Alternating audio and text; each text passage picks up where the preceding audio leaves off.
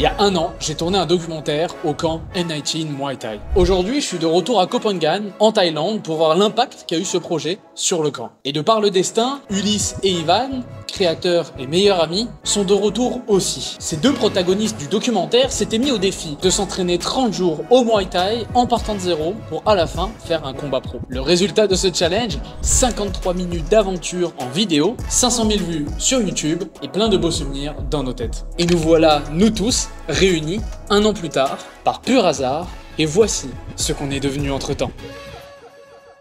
Il y a plein de choses qui ont changé, mine de, c'est une expérience qui... Ça va changer des trucs. Tu vis un truc tellement intense que dans tous les cas, ça va te faire changer ça va changer des choses. Moi, il y avait beaucoup de changements personnels et même professionnels.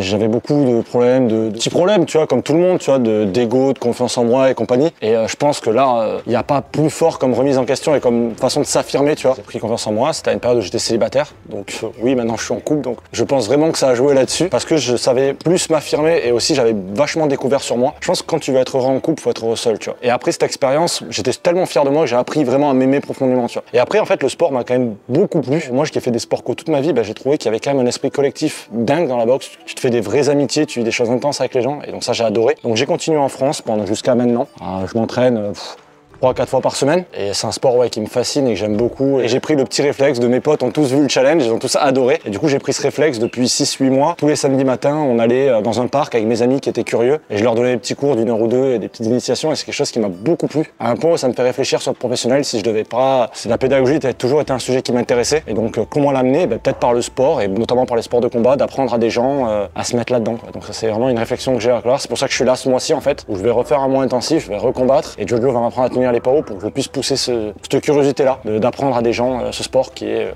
fascinant. Utilise tes jambes, ferme pas les yeux, ferme pas les yeux. Et c'est une activité d'échange. Moi je dis, voilà, maintenant je suis en couple, mais il s'avère que ma copine aussi est un peu bagarreuse. Et pareil, c'est une super activité de couple, on adore la partager. Bizarrement, c'est une très bonne façon, il n'y a pas de colère entre nous, mais mine de d'échanger dans un couple. Et c'est aussi une des choses que j'aimerais exploiter dans le futur, d'apprendre à des couples à boxer ensemble, parce que je pense que c'est une vraie activité de couple. Le Muay Thai m'a apporté pas mal de choses personnellement, tu vois, la force de se relever, de jamais rien lâcher, d'aller outre la douleur, de pousser tes limites. Le combat, ça te met face à ton ego. Après le combat, il y a eu le documentaire. Le documentaire, il m'a ouvert des portes. J'ai commencé à parler à des gros producteurs. Le documentaire aussi a un gros impact en France. On en parle tout le temps. Quand je vais dans des soirées, quand on me reconnaît dans la rue, c'est le gars qui fait du Muay Thai et tout. Moi, après le documentaire, parti en Antarctique, donc j'ai fait un autre gros projet où je suis parti. Donc c'était un voyage plus solitaire, plus introspectif. Ici, j'étais en quête d'intensité. Je pense qu'en Antarctique, j'étais plus en quête d'identité. Donc c'est pas du tout la même intention. Et quand je suis revenu, là, je me suis plongé pendant 6 mois dans mon livre. Donc j'ai fait qu'écrire. Je me suis isolé à plein d'endroits, etc. Donc je suis un peu sorti de tout ça. Et là, je suis sur la fin de l'écriture du livre et je suis revenu ici à Koh Phangan. Il n'y a pas beaucoup de lieux dans le monde où je me sens chez moi. Et ici, tu vois, à M19, à Koh Phangan, en Thaïlande, je sais pas, il y a un feeling de maison. Et c'est là où tout ce que j'ai fait par le passé prend sens. Parce que quand tu viens ici, tu vois que le camp il s'est développé. Quand on était venu avec Ivan, le lieu était au bord de la faillite. M19, ça allait fermer. On a vécu tellement d'émotions ici avec Ivan qu'avant de partir, on s'est dit non, il faut qu'on tente un truc. On s'est mis sur cette table-là avec Jojo pendant quelques minutes. On a commencé à discuter. Moi, je lui ai dit, tu devrais transformer l'expérience qu'on vient de vivre en un produit, en quelque chose que les gens peuvent venir faire et arrêter d'entraîner des touristes bourrés qui reviennent de la full moon et de plutôt aller proposer à des gens comme nous qui veulent vivre du dépassement de soi, qui veulent aller chercher des limites, qui veulent apprendre à se connaître, à venir ici, parce que celui il est incroyable. Et on a juste présenté l'offre, on appelait ça From Zero to Hero, et la promesse c'était de débutant à combattant en 4 semaines. Après, quand le documentaire est sorti, là on a mis le lien en description de la vidéo. Et un an après, elle a fait 500 000 vues. Jojo il reçoit 2 demandes par jour en moyenne, c'est un truc de fou. Vas-y, tu peux commencer. Ah mais tu filmes là? Ouais. Ah d'accord, ok. Ok, alors en novembre dernier, donc avant que je vous rencontre, j'étais sur le point de fermer le N19 car on avait personne quoi. On avait des élèves mais pas des gens qui venaient dormir 30 jours pour faire un combat à l'issue. Donc avec Bam on était en dilemme, est-ce que moi je retourne dans un camp sur Bangkok, Pattaya ou quoi que ce soit et Bam repart travailler quelque part. Ulysse m'appelle et me parle du documentaire. La suite on la connaît, vous venez, on tourne le truc et ça se fait quoi. Ça s'est enchaîné direct parce que les gens qui suivaient Ulysse sur LinkedIn, ils ont commencé à venir. Donc le flow il a commencé, c'était 4-5 mecs. Il y avait même pas le docu qui sortait. Après Ulysse m'appelle, me dit tiens-toi prêt, ça va exploser. Je le croyais toujours pas. Effectivement quand c'est sorti, c'était l'enfer quoi. C'était le feu. Tout le temps plein. Même en octobre, on est parti en vacances, mais j'ai dit je prends un mois parce que j'avais une personne et finalement Il y a eu 11 personnes. Ce qui a changé, c'est que bon bah la première fois que je me rappelle, on a fait le truc, on a amené Ivan et Ulysse au Pet Buncha. Bah j'avais pas trop d'expérience en termes de préparer quelqu'un de A à Z pour faire un fight. Et depuis, on est plus de 50 là maintenant, je pense. Ah ouais. Bah une cinquantaine facile. Ouais. Faut que je regarde, mais sur Excel, mais beaucoup de personnes. Bah au total maintenant, on a 7 logements. Au tout début, on avait qu'un seul bungalow, hein, tu te rappelles. Donc là, on a pu faire l'aile droite avec l'office et le magasin. Donc maintenant, on commence aussi à développer le magasin, faire nos propres produits M19, les gants, l'équipement. Disponible en ligne ou seulement chercher sur place? Ah bientôt, bientôt, là on y travaille, là c'est l'autre partie là, ça on n'y est pas encore mais on y arrive.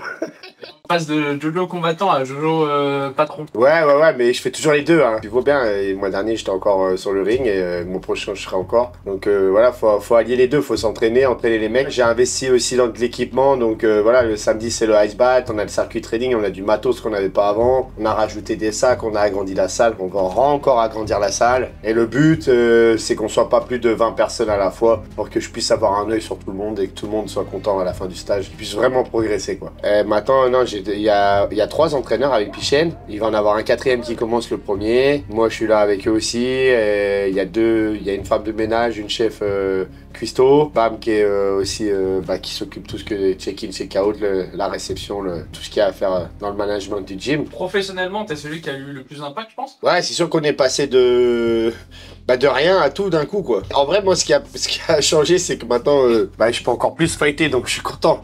Et du coup les élèves ça les fait kiffer parce qu'ils viennent me voir à mes fights et puis ils me suivent dans mon truc, donc c'est sûr. Là on a vraiment lancé un concept quoi, le Zero to Hero, c'est le Zero to Hero, c'est même plus on fait un camp, on appelle ça le Zero to Hero. On va faire le Zero to Hero. C'est vrai que moi pour être revenu, il n'y a plus trop de personnes qui viennent 1 ou 2 fois. Il y en a plus, il me reste plus que voilà, il y a toi et un ou deux couples là qui viennent de temps en temps, mais j'ai plus de gens j'ai plus de personnes qui viennent juste de temps en temps. C'est que maintenant un fight camp et où il y a quelques gars qui ont déjà du level et beaucoup de gens qui commencent. On se sent pas, on n'arrive pas dans un camp où il y a que des tueurs à gages et on est là, on se retrouve, waouh, qu'est-ce qu'on fait ici quoi. C'est compliqué au début, ça fait un peu peur. Est-ce que des gens qui font 30 jours après ils continuent le Muay Thai en général ou pas?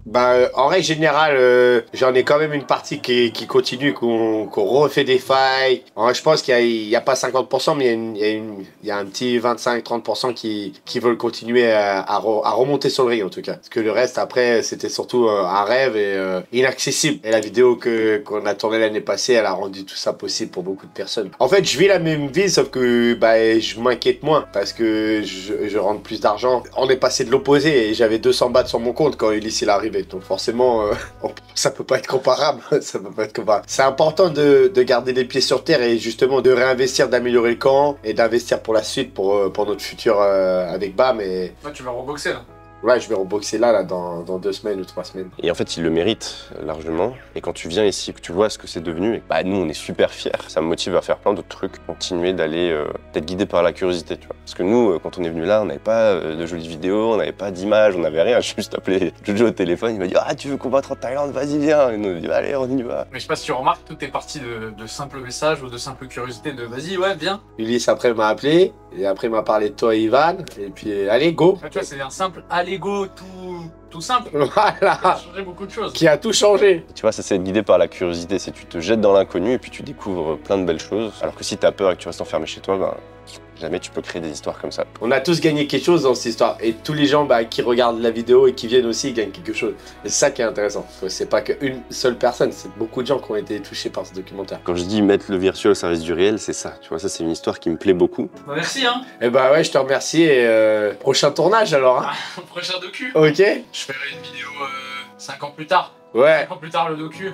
Putain, ouais, ça serait stylé ça. Que ça soit Jojo, Ivan ou alors Ulysse, ils ont tous les 3 beaucoup évolué. Mais c'est aussi mon cas. Tout d'abord, il faut noter qu'il y a 1 an, quand je suis venu à Koh Phangan, c'était la première fois que j'allais aussi loin de chez moi et la première fois que je faisais un aussi grand voyage. Et ce fut enrichissant. J'ai appris à voyager et j'ai compris pourquoi tout le monde tombe amoureux du voyage. J'ai aussi compris qu'il me faudrait cet objet, un MacBook Pro. Parce que l'année dernière, je suis venu avec mon PC portable et autant vous dire que ce fut une belle petite galère. Ici, il fait 30-35 45 degrés tout le temps. À moins d'être à l'intérieur avec une clim, le PC surchauffé, c'était presque inutilisable. Ensuite, il faut savoir qu'en novembre 2022, quand j'étais à Copenhague, j'étais en train de monter ma formation. Et à mon retour en France, j'ai sorti la formation et c'est devenu ce que vous savez déjà si vous me suivez un peu, c'est-à-dire Atomic Editing, et depuis plus récemment, c'est passé sous le nom d'Editing Plus. Si vous êtes intéressé par le montage vidéo, que ce soit pour en vivre, pour améliorer vos créations, je vous laisse aller voir dans la description, ça pourrait vous intéresser. Et grâce à cette formation, j'ai créé en parallèle de mon activité de freelance en montage vidéo,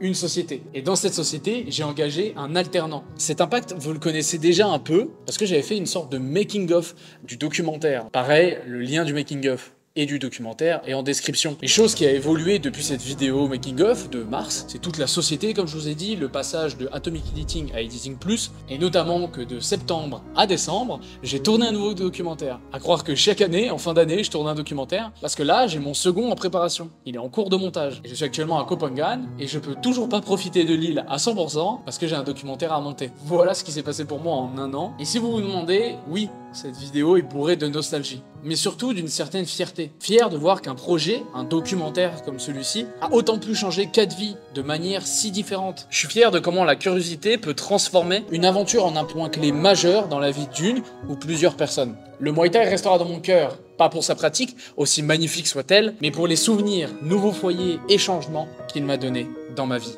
C'était Armand, et à bientôt sur Internet.